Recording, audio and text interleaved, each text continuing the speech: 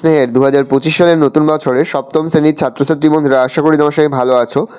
আজ আমরা যে বিষয়টি নিয়ে আলোচনা করব সপ্তম শ্রেণীর ফার্স্ট সামেটিভ অর্থাৎ প্রথম পর্যায়ক্রমিক মূল্যায়নের বাংলার কোশ্চেন পেপার নিয়ে। দেখো সরাসরি স্ক্রিনে তোমরা সপ্তম শ্রেণীর ফার্স্ট সামেটিভ অর্থাৎ প্রথম পর্যায়ক্রমিক মূল্যায়নের বাংলার কোশ্চেন পেপারটা দেখতে পাচ্ছ। ফুল মার্কস আমাদের রয়েছে 30 আর সময় তোমাদের রয়েছে 1 ঘন্টা। একে দাগে রয়েছে সঠিক উত্তর নির্বাচন করে লেখো যে কোনো 10টি পদ্ধতি গোষ্ঠী মান 1 করে 1 × 10 = 10। চিনবে তারা পৃথিবীটাকে, ভুবনটাকে, জীবনটাকে, জগৎটাকে। উত্তর হবে ভুবনটাকে।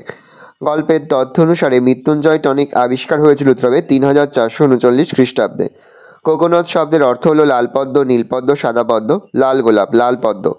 কয়েকটি গুলির আওয়াজ যেখানে তা শোনা গিয়েছিল। বিন্নি ধানের মাঠের ধারে, নদীর প্রান্তে, দিগন্তে, পাহাড়ে। উত্তর হবে বিন্নি ধানের মাঠের ধারে। রামকিঙ্কর বেইজের আঁকা প্রথম অয়েল পেন্টিং ছিল girls squad. Football game girls and the dog, the cowboy. উত্তর হবে গার্লস অ্যান্ড দ্য ডগ। খোকনের বাড়ির সামনে কি গাছ ছিল? জামরুল, সোনাঝুরি, বট, ইউক্যালিপটাস। ইউক্যালিপটাস। কুতুব মিনার হলো 3 তলা, 4 তলা, 5 তলা, 6 তলার। উত্তর হবে 5 তলার। পাগলা গণেশের আশ্রয় নিয়েছিলেন কোন গিরিগুহায়? পাগলা গণেশ আশ্রয় নিয়েছিলেন হিমালয় পর্বতের গিরিগুহায়। এর অপশন আছে আল্পস, আন্দিজ, হিমালয় পর্বতে, রকি পর্বতের। উত্তর হবে হিমালয় পর্বতের। বঙ্গভূমির প্রতি কবিতায় যে ঋতুর উল্লেখ আছে? গ্রীষ্ম, বর্ষা, বসন্ত, শরৎ, শীত, হেমন্ত। বসন্ত, শরৎ। কুতুব মিনারের সঙ্গে পাল্লা দিয়ে মিনার গড়তে চেয়েছিলেন আকবর, ইব্রাহিম লোদি, আলাউদ্দিন খলজি, ঔরঙ্গজেব। উত্তর হবে আলাউদ্দিন খলজি। প্রশ্ন, প্রদত্ত শব্দগুলির কোনটি তদ্ভব শব্দ? কয়েকা দোদনা হাসে কানায়, কয়েকার ট কাঠ, কয়েকার পেনশয় টয় কৃষ্ণ, কয়রি পেনশয় নয় কৃষ্ণ। উত্তর হবে কয়েকা দোদনা হাসে কানায়। এটা হচ্ছে তদ্ভব শব্দ। প্রদত্ত কোন বানানটি ভুল? অবদনী অবনী, দুনশয় দীর্ঘ, উন্তর্জয় রেপ জফলা, অঘয় রেপ জফলা, কয়সী অনুসারে বদ কিংবদন্তি। উত্তর হবে সূর্য, দুনশয় দীর্ঘ, উন্তর্জয় রেপ জফলা। নিচের কোনটি দেশি শব্দ? জামা, চাল, মধু। উত্তর হবে চাল। 2 দাগে রয়েছে 2-1টি বাক্যে উত্তর দাও যে কোনো 8টি পদ্ধতি গোষ্ঠী মান 1 করে 1 × 8 = 8। পদ্য লেখা কখন সহজ হবে?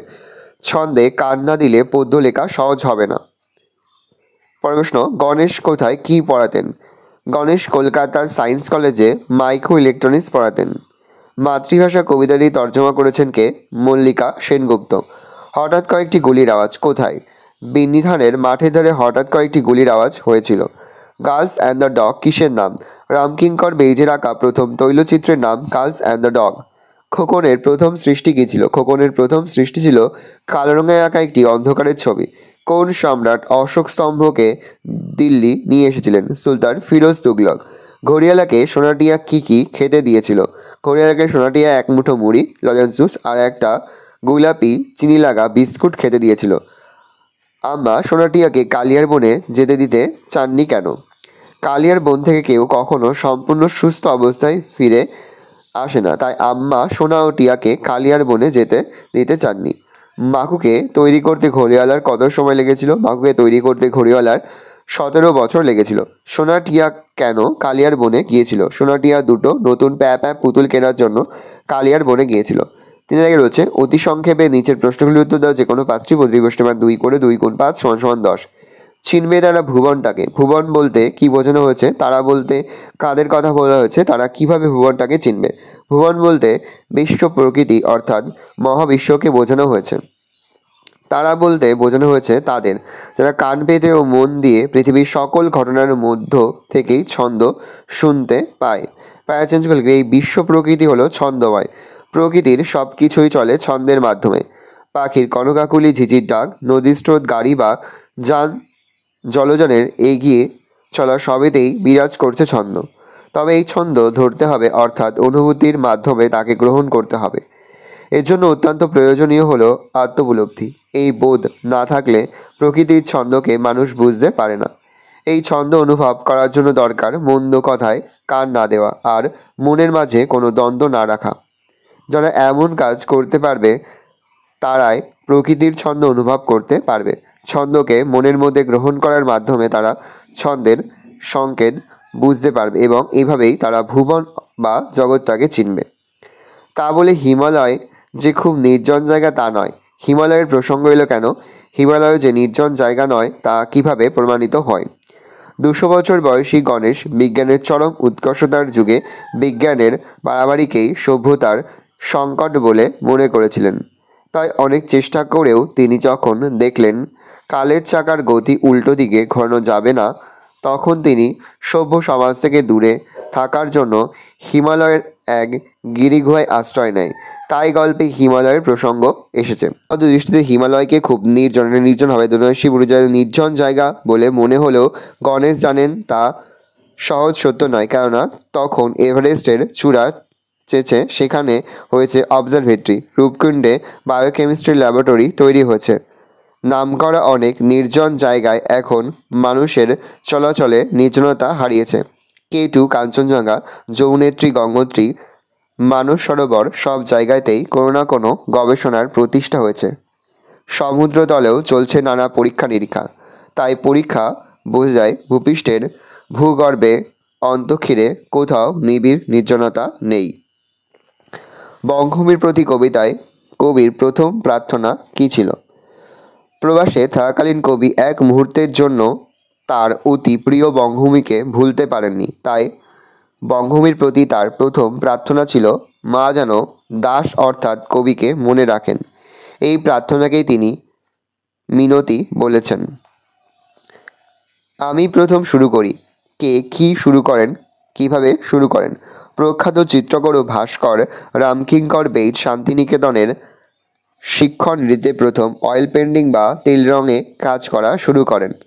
প্রায় চেঞ্জ করে লিখবে, যেহেতু তখনও শান্তিনিকেতনের কলা বিভাগে অয়েল পেন্টিং চিত্র মাধ্যমটির সূচনায় হয়নি, তাই রামকিঙ্করের এ ব্যাপারে চরম কৌতূহল ছিল। তাই তিনি চিত্র সামগ্রীর দোকানে গিয়ে বলেন, অয়েল পেন্টিং করব, কী রং আছে, কিভাবে করতে হয় দেখান। তারা অয়েল পেন্টিংয়ের সরল পদ্ধতি তাকে বলে দেন। এরপর তিনি গার্ল অ্যান্ড দ্য ডগ নামে একটা ভালো তেল রঙের কাজ করেন। মূর্তি গড়ার ইতিহাসও খুব মজার। কোন ব্যাপারটি কেন মজার? ছেলেবেলা থেকে মূর্তি গড়ার প্রতি রামকিঙ্করের বেশ টান ছিল। এ ব্যাপারে তার উৎসাহ জেগেছিল বাড়ির পাশের কুমোরপাড়া থেকে। এর প্রসঙ্গে নিজের মূর্তি গড়ার যে মজার কথা তিনি বলেছেন তা হলো, তাদের বাড়ির সামনে রাস্তা লাল মোড়ামে ঢাকা থাকতো। একদিন তিনি দেখলেন হঠাৎ বৃষ্টির পরে ওপরের মোড়াম ধুয়ে রাস্তায় নীল রঙের মাটি বেরিয়ে এসেছে। সেই মাটি খাবলে তুলে তিনি নানারকম পুতুল তৈরি করেছিলেন। পরের প্রশ্ন, কবি যখন ছবি আঁকেন তখন কী ঘটনা ঘটে? কবি যখন দিনের বেলায় ছবি আঁকেন তখন তিনটি শালিক ঝগড়া থামায়। অবাক হয়ে তা চড়ুই পাখি লক্ষ্য করে।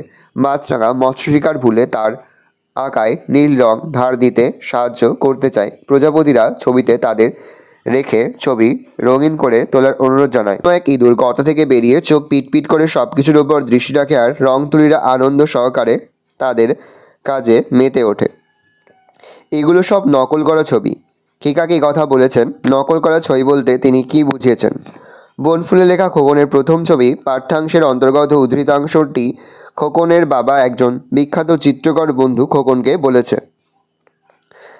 নকল করা ছবি নিজের ভাবনা থেকে যে ছবি তৈরি নয়, যা কোনো কিছু দেখে হুবহু আঁকা, সেই ছবিকে বোঝানো হয়েছে।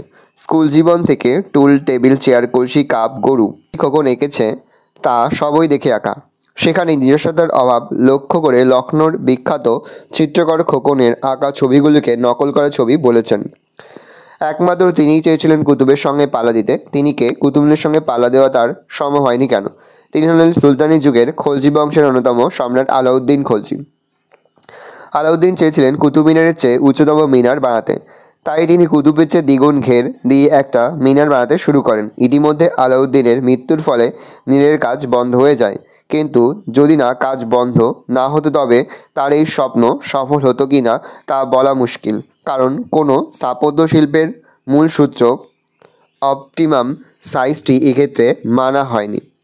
কালিয়ার বন কোথায়, সেখানে কিভাবে যেতে হয়? সোনাটিয়াদের বাড়ি থেকে বেরিয়ে গলি, গলির পরে বড় রাস্তা, তারপর গির্জা, গির্জার পরে গোরস্থান, গোরস্থানের পরে আছে শুনশুনির মাঠ। আগে সেখানে ডাকাত পড়তো। এই মাঠের পরে দূর থেকে দেখা যায় ঘন নীল কালিয়ার বন। কালিয়ার বনে যাওয়ার জন্য গোরস্থানের পাশ দিয়ে হর্ন নিয়ে হেঁটে যেতে হয়। পিছন ফিরতে নেই, কেউ নাকি পিছন থেকে ডাকতেও পারে, তাই পিছনে ফিরলেই বিপদ। 4 দাগে রয়েছে নিচে যে কোনো দুটি প্রশ্ন দিতে হবে। প্রশ্নের মান 1 করে 1 × 2 = 2। প্রথম, তৎসম শব্দ কাকে বলে? যে সমস্ত শব্দ সংস্কৃত ভাষা থেকে অপরিবর্তিত রূপে বাংলা ভাষায় গৃহীত হয়েছে তাদের তৎসম শব্দ বলে। যেমন কন্যা, ছাত্র, জল, নদী, রাত্রি, আকাশ, বন, সিংহ, পুত্র, স্নেহ। তদ্ভব শব্দের একটি উদাহরণ দাও। তদ্ভব শব্দের একটি উদাহরণ হলো কাঠ, কাষ্ঠ থেকে কাঠ। কোনটি কোন শ্রেণীর শব্দ লেখো? চন্দ্র, ডাক্তারখানা, ফোন। চন্দ্র হচ্ছে তৎসম, ডাক্তারখানা হচ্ছে মিশ্র, আর ফোন হচ্ছে খণ্ডিত শব্দ। তদ্ভব শব্দের অর্থ কী? তদ্ভব শব্দের অর্থ তার থেকে হয়েছে, অর্থাৎ তার থেকে সৃষ্টি হয়েছে। ভাষা কাকে বলে? মনের ভাব প্রকাশ করার জন্য মানুষ বাকযন্ত্রের সাহায্যে যে শব্দ বা আওয়াজ উচ্চারণ করে তাকে বলা হয় ভাষা। ভালো করে দেখে নাও, এই রয়েছে টোটাল তোমাদের ফার্স্ট সামেটিভ অর্থাৎ প্রথম পর্যায়ক্রমিক মূল্যায়নের সপ্তম শ্রেণীর বাংলার কোশ্চেন পেপার। তাহলে কোশ্চেনটা দেখে নাও। আশা করি ভিডিওটা ভালো লেগেছে। ভিডিওটা ভালো লাগলে ভিডিওকে লাইক করে দেবে, ভুলবেন না। আমার চ্যানেল নতুন হওয়া লাল ক্লিক সাবস্ক্রাইব প্রেস করে পাশে বেল আইকনটা প্রেস করো, যখন নতুন করে ভিডিও আপলোড করি সবার ফার্স্ট নোটিফিকেশন তোমরা পেয়ে যাও। আর এই ভিডিওটি তোমার বন্ধু বান্ধবী আত্মীয় স্বজন সবার মধ্যে কিন্তু অনেক শেয়ার করে যেটা বছর সপ্তম শ্রেণীতে পড়ছে। আমরা কিন্তু ইতিমধ্যে সপ্তম শ্রেণীর প্রতিটি বিষয়ের সিলেবাস, প্রশ্নাবলী এবং নমুনা প্রশ্নপত্র কিন্তু আপলোড করে দিই। তোমাদের এখনও পর্যন্ত সেই ভিডিওগুলো না দেখে থাকো, ভিডিওগুলো কিন্তু তাড়াতাড়ি দেখে নাও। তোমাদের সকলকে জানাই আগাম পরীক্ষার অনেক শুভেচ্ছা এবং অভিনন্দন। আশা করি সকলের পরীক্ষায় খুব ভালো হবে। কোনো প্রশ্নের উত্তর লিখতে বা বুঝতে যদি কোনো রকম অসুবিধা হয় তাহলে কিন্তু নির্দ্বিধায় কমেন্ট করে জানাতে একদমই ভুলবে না। ভালো করে দেখে নাও কোশ্চেন পেপারটা।